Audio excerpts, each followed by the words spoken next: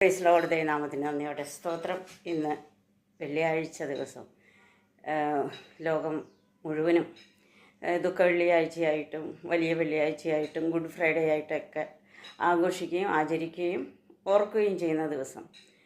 എന്നാൽ നമുക്കും ആ ക്രൂശിൻ്റെ സന്ദേശം എന്താണെന്ന് നമുക്കും ഓർക്കാം. ക്രൂശിനും ഒരു ചെറിയൊരു സാക്ഷ്യം പറയുവാനുണ്ട്. ആ സാക്ഷ്യം എന്താണെന്ന് നമുക്ക് നോക്കാം. ലോകമേ നിനക്ക് സ്നേഹവന്ദനം. ഞാൻ കാൽവറി ക്രൂശ്. അതെ, 2000-ൽ പരം വർഷങ്ങൾക്ക് മുൻപ് ദേവാട്ടിൻകുട്ടി യാഗമായി തീർന്ന പച്ച മരക്കുരിശ്. നിങ്ങൾ ആർത്തില്ലെങ്കിൽ ഈ കല്ലുകൾ ആർക്കും എന്നരുളിയവൻ്റെ നാമത്തിൻ്റെ പുകഴ്ചയ്ക്കായിട്ട് എന്നാലാകുന്നത് ഞാനും ചെയ്തു.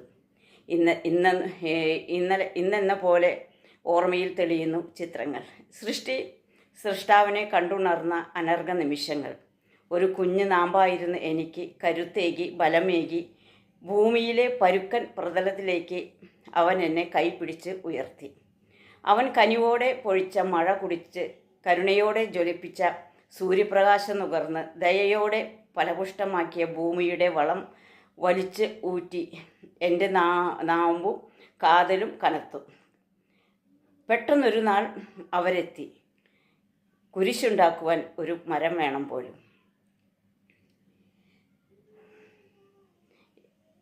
എനിക്ക് ചുറ്റും തഴച്ച പ്രാകൃത സഹോദരന്മാരെ ചെത്തിയും കുത്തിയും മനോഹര രൂപം പകർന്ന തച്ചൻ കൊച്ചൻ ഒരുവൻ.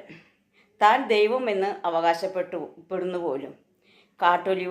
കാട്ടൊലിവായ അനേകരെ മാന്യ ഉപകരണങ്ങൾ ആക്കി തീർത്തവൻ അവൻ തന്നെ. വഴിയും സത്യനും ജീവനും എന്നോതി അവനെ ക്രൂശിലേറ്റുവാൻ ഓതിയവൻ. അവനെ ക്രൂശിലേറ്റുവാൻ പച്ച കുരിശായി ദൈവപുത്രനെ കാത്തിരിക്കുമ്പോൾ ആരവാരം അധികമാകുന്നത് ഞാൻ അറിഞ്ഞു. അവൻ വരുന്നുണ്ട്, കണ്ടാലോ ആളറിയയില്ല എന്ന് തോന്നുമാറ് ചാട്ടവാറടിയും മർദ്ദനവുമേറ്റ് വികൃതമായ ഉഴവുചാൽ പോലെ കീറപ്പെട്ട ശരീരം, മുൾക്കിരീടം ആഴ്ന്നിറങ്ങി ചോര വാർന്നൊഴുകി മൂടപ്പെട്ട ശരീരം, വീണും എഴുന്നേറ്റും അവൻ എൻ്റെ അരികിലെത്തി. ഞാൻ അറിഞ്ഞു അത് അവനാണ്. എന്നെ ഉയർത്തുവാൻ ആ കരങ്ങൾ തൊട്ട നിമിഷം ഞാൻ അറിഞ്ഞു ഇതവനാണ്. ജീവൻ പകർന്ന് തൊട്ടുണർത്തി പോറ്റിപ്പുലർത്തി ഇതുവരെ എത്തിച്ച അരുമനാഥൻ.